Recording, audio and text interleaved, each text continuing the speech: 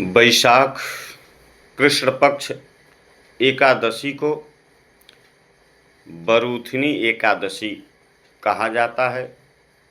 युधिष्ठिर ने पूछा श्री कृष्ण भगवान से, हे वासुदेव, वैशाख मास के कृष्ण पक्ष में किस नाम की एकादशी होती है? कृपया उसकी महिमा बताइए। माधव ने कहा। गोविंद ने कहा।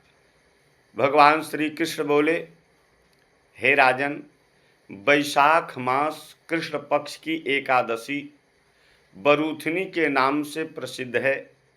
इस लोक और परलोक में सौभाग्य प्रदान करने वाली है। बरूथनी के व्रत से सदा सुख की प्राप्ति और पाप की हानि होती है। बरूथनी के व्रत से ही मानधाता तथा धुंधुमार आदि राजाएं स्वर्गलोक को प्राप्त हुए। जो फल 10,000 वर्षों तक तपस्या करने के बाद मनुष्य को नहीं प्राप्त होता है, वह फल इस बरूथनी एकादशी को व्रत रखने मास से फल प्राप्त हो जाता है। जो लोग पाप से मोहित होकर कन्या के धन से जीविका चलाते हैं, वे पुण्य का क्षय होने पर जात नामक नरक में जाते हैं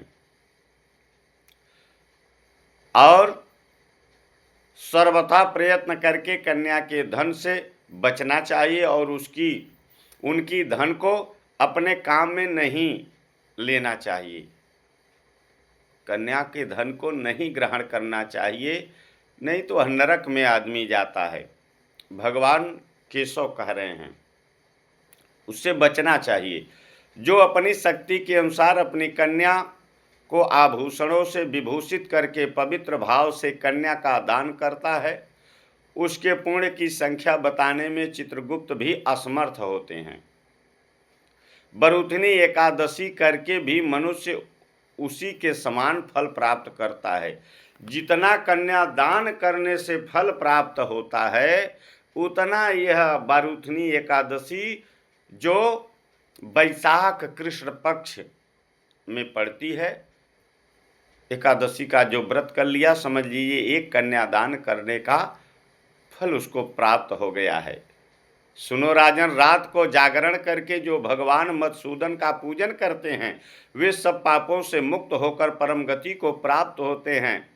अतः पाप से भीरू मनुष्य को पूर्ण प्रयत्न करके इस बरूथनी एकादशी का व्रत करना चाहिए।